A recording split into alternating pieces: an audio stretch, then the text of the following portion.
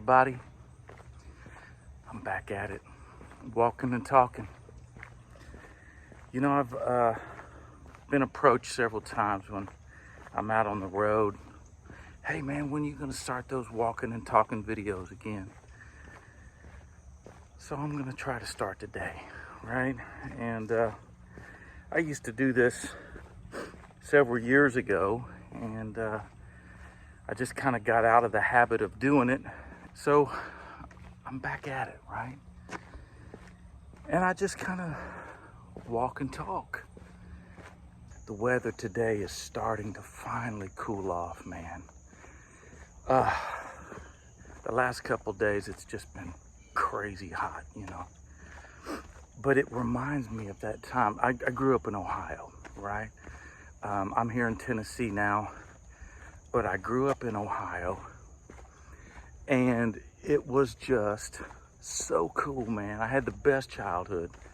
I want to tell you another Halloween story. I don't know if I've ever told you guys this one or not. I'm sure I have, but I'm going to tell it to you again. It's so good, man. Basically, what it was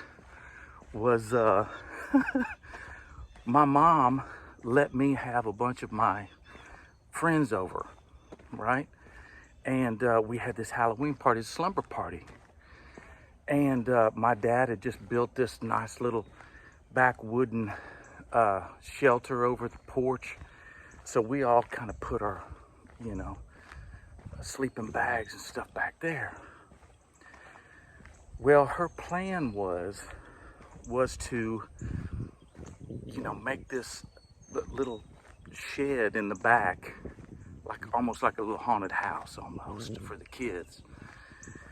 Well, we got to work, and me, Mom, Allison, Dad, and Eddie next door started getting everything ready. Mom had this dark vision. Listen, we were all Pentecostal, man. We were Pentecostal kids. We shouldn't be thinking these crazy dark things. But Mom, she had this vision, dressing up this dude with leaves and stuff, had a mask, went to the dollar store and got him a mask, called him Elmer Corhead. That was his name. And we put leaves and stuff in this old plaid shirt, these old dress pants and stuff, man, and put him in a refrigerator cardboard box that we got up somewhere up at Meyer or something. And we filled him full of leaves and stuff, made him look real. And then we put like a black light in that back shed, and we'd have the kids come through there, right, and view the corpse of Elmer Corhead.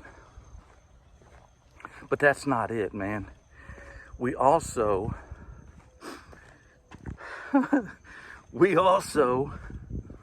had these little bowls and stuff where there was spaghetti, cooked spaghetti down in there with just a little bit of olive oil in there, man, to where it made it feel like it was his guts, you know. And then Dad went to the butcher up there and got a pig's feet and this and that or whatever, cut it off to where it felt like his arm or something, you know, and got some olives from the store, put them in this old nasty something slimy stuff or whatever for his eyeballs. And so we'd blindfold those kids, man, and take them through that shed, and they'd be like, you know, just wandering around in there and be feeling on that stuff, man. Those kids were coming unglued, man. It was killer. Well, unbeknownst to me, Eddie next door had gotten up on top of this freaking roof, man, of the shed. And he'd had him a big log chain, big old thick chain, man. And he's up there, and we were in there viewing the corpse of Elmer Corehead and feeling his eyeballs and this and that or whatever. And about that time, Eddie on the top of that freaking roof, man, started slamming that log chain down on that tin roof. Whack-ow! About that time, man, all those kids, man, they started running out of that joint, just crazed, man, like rats, man. Here they come. And it was just insane, man. I put all this in my book, God Bless Texas and Me Too. But I'm telling you, you cannot really capture that moment unless you were a kid and you were there. And it was just insanely funny and just awesome. Well, okay, so I have to say all that to say this. Mom, bless her heart, she got all upset the next day because the kids were just beside themselves. Most of them wanted to go home. Most of them wanted to go. Listen, if you were to do that these days, you'd get sued. People, you know, it would be a whole different thing. But back then, man, you know, it was what it was. But here's the thing. Mom, she went to sleep that night. She couldn't hardly sleep. And she woke up the next day and she said, Brady, I want you to get Elmer and put him in the back seat. And let's go around to all the kids' houses and make sure that they understand that Elmer was not real. I said, are you sure? Yep, I'm sure. We can't leave him like that because it'd be too traumatic. They think that's real, you know. And sure enough, that's what we did, you know.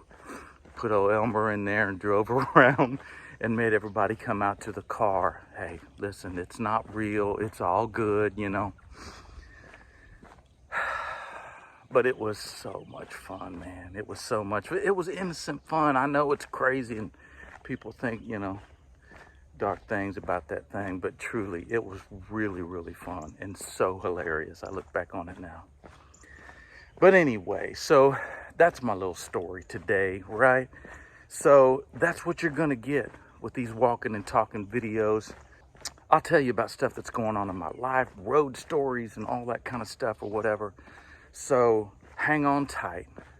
I hope you dig the walking and talking, and I'll try my best to do these as often as I possibly can. I'm gonna put it on my YouTube channel so all 150 people can watch. So, but that's it for today. Listen, you guys have a wonderful one, and God bless you, and I'll talk to you soon. All right. Bye.